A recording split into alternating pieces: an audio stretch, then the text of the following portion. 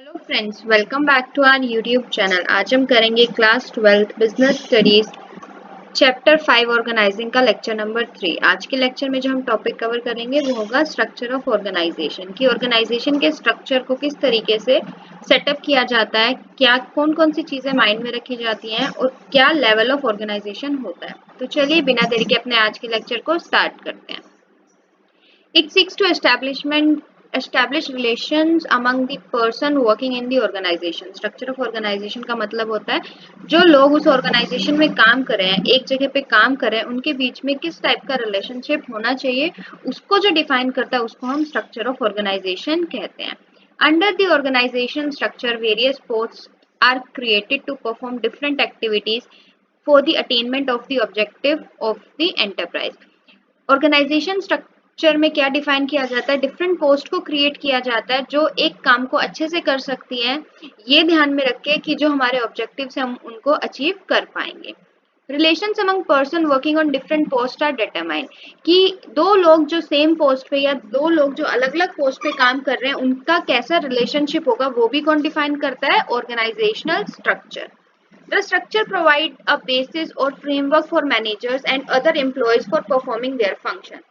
यही structure help करता है मैनेजर्स को या एम्प्लॉयर्स को ये देखने में कि उनको कौन सा कार्य दिया गया है. The organization structure can be defined as the framework within the managerial and operating tasks are performed. Organizational structure को आप ये भी बोल सकते हैं कि एक ऐसा framework है, ऐसा डिवीजन है जो डिफाइन करता है कि मैनेजरियल वर्क को अलग कर देता है और ऑपरेटिंग टास्क को कैसे हम लोग परफॉर्म करेंगे उसको भी अलग कर देता है. Organizational structure is developed to attain the objective of enterprise. Organisational structure को इसीलिए बनाया जाता है कि जो भी ऑर्गेनाइजेशन के ऑब्जेक्टिव्स हैं उनको अचीव किया जा सके. क्या करेक्टरिस्टिक्स होती है ऑर्गेनाइजेशन चार्ट की या स्ट्रक्चर ऑफ ऑर्गेनाइजेशन की?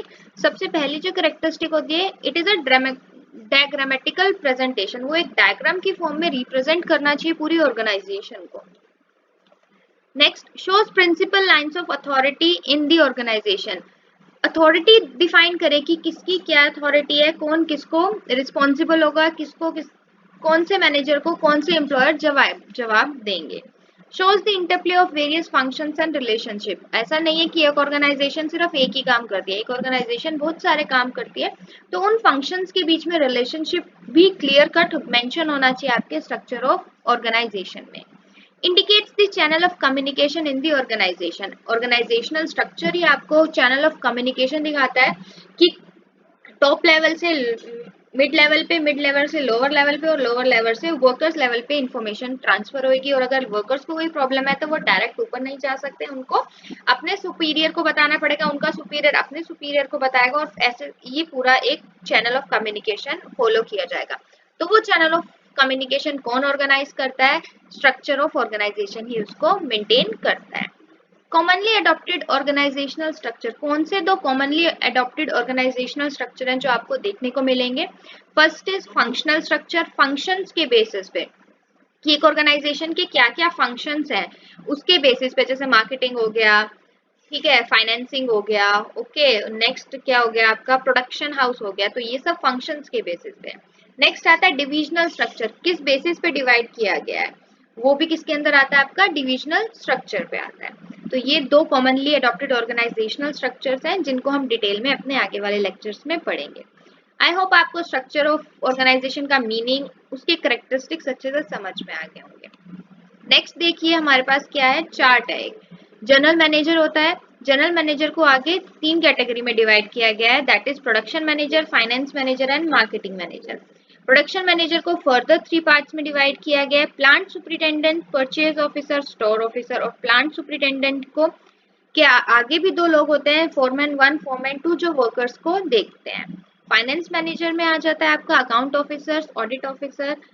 अकाउंट ऑफिसर्स के अंडर फिर एक हेड क्लर्क आता है जिसके अंडर बहुत सारे क्लर्क काम कर रहे होते हैं. और अकाउंट ऑफिसर में ही चीफ कैशियर भी आता है जो कैश को मेंटेन करता है, उसके अंडर बहुत सारे कैशियर्स काम कर रहे होते हैं.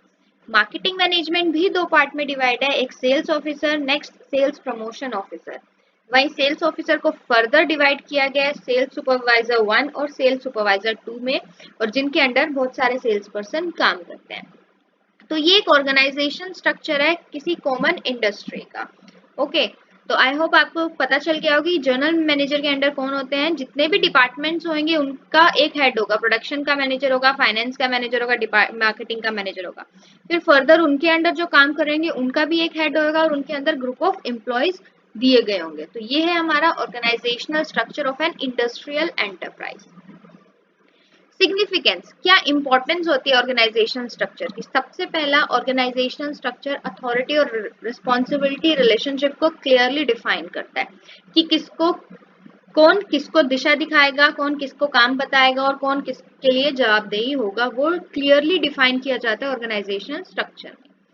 It determines the location of centres of decision making in the enterprise. ये डिटरमाइन करता है कि डिसीजन मेकिंग पावर किसके पास होगी। अगर आप प्रीवियस चार्ट को देखेंगे तो प्रीवियस चार्ट में अगर क्लर्क्स को कोई डिसीजन लेना है ना, तो वो डिसीजन कौन लेगा, जो हेड क्लर्क होगा वो लेगा। वो जो डिसीजन लेगा उसको अकाउंट ऑफिसर तक पहुंचाया जाएगा और अकाउंट ऑफिसर उस बात को, उस डिसीजन को फर्दर फाइनेंस मैनेजर तक पहुंचाएगा। तो ये क्या होता है, ये एक हिरार्की होती है जो फॉलो करनी होती है। नेक्स्ट क्या है, lays down the pattern of communication and coordination in the enterprise.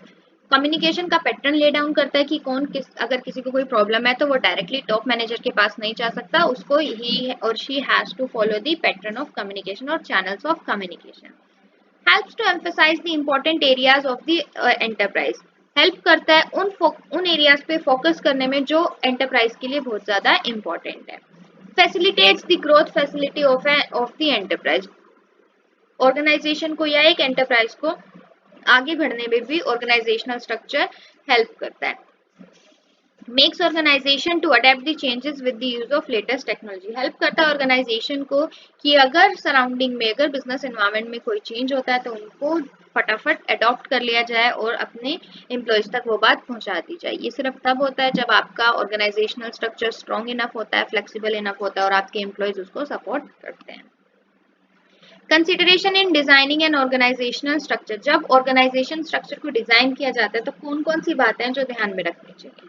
पहली, जॉब डिजाइनिंग, कि जो काम आप लोग करोगे ना उसको करने के लिए कौन कौन सी एक्टिविटीज हैं जो कंबाइन करके वो पूरे प्रोडक्शन को रिजल्ट देंगी, तो उनको ध्यान में रखना सबसे इंपॉर्टेंट चीज। नेक्स्ट, डिपार्टमेंटेशन। जब आपने जॉब्स डिफाइन कर ली कि कौन सी एक्टिविटीज हैं तो उन एक्टिविटीज को कैटेगराइज करना। जैसे प्रोडक्शन का काम कोई और डिपार्टमेंट करेगा, परचेजिंग का काम कोई और डिपार्टमेंट करेगा, मार्केटिंग का काम कोई और डिपार्टमेंट, फाइनेंस कोई और डिपार्टमेंट देखेगा और स्टाफिंग का काम या पर्सनल का काम कोई और डिपार्टमेंट देखेगा। तो डिपार्टमेंटेशन भी आपको अपने माइंड में रखनी चाहिए before designing any organisational structure. Next आता है span of control. Span of control का मतलब होता है कि कितने नंबर ऑफ सबऑर्डिनेट्स एक सुपीरियर इफेक्टिवली मैनेज कर सकता है। ऐसा नहीं है कि एक सुपीरियर सिर्फ 5 लोगों को मैनेज कर पा रहा है अच्छे से, आपने उसको 10 लोग दे रखे हैं तो वो कुछ नहीं होगा। जितने उनको इफेक्टिवली वो मैनेज कर पाएगा उतने ही सबऑर्डिनेट्स उस सुपीरियर को दिए जाना। इससे क्या होता है, टाइम वेस्ट नहीं होता, आपकी ऑर्गेनाइजेशन को अच्छी शेप मिलती है और सब पे प्रॉपर फोकस हो पाता है। तो that is the span of control. इस पे भी टाइम, इसको भी माइंड में रखना चाहिए before designing any organisation structure. Next आता है अथॉरिटी रिस्पॉन्सिबिलिटी रिलेशनशिप। सबसे इंपॉर्टेंट कि अथॉरिटी को डेलीगेट करना उन पर्सन्स को जिनको आपने रिस्पॉन्सिबिलिटी दी है। ऐसा नहीं है आपने एक बंदे को रिस्पॉन्सिबिलिटी दे दी लेकिन पावर नहीं दी वो काम करने की, तो वो कभी भी वो काम नहीं कर पाएगा। There should be a clear definition of authority and responsibility associated with each job. हर काम के साथ एक क्लियर कट इंडक्शन होना चाहिए, क्लियर कट डेफिनेशन होनी चाहिए कि अथॉरिटी आपकी क्या होगी और आप किस किस चीजों के लिए रिस्पॉन्सिबल होंगे। तो these are the 4 factors that one should consider before designing any organizational structure. I hope आपको आज का लेक्चर अच्छे से समझ में आ गया होगा। हम अपने नेक्स्ट लेक्चर में फंक्शनल स्ट्रक्चर या फंक्शनल ऑर्गेनाइजेशन के टॉपिक को कवर करेंगे। Till then, stay safe. Thank you for watching. Please like, share and subscribe our channel for more videos.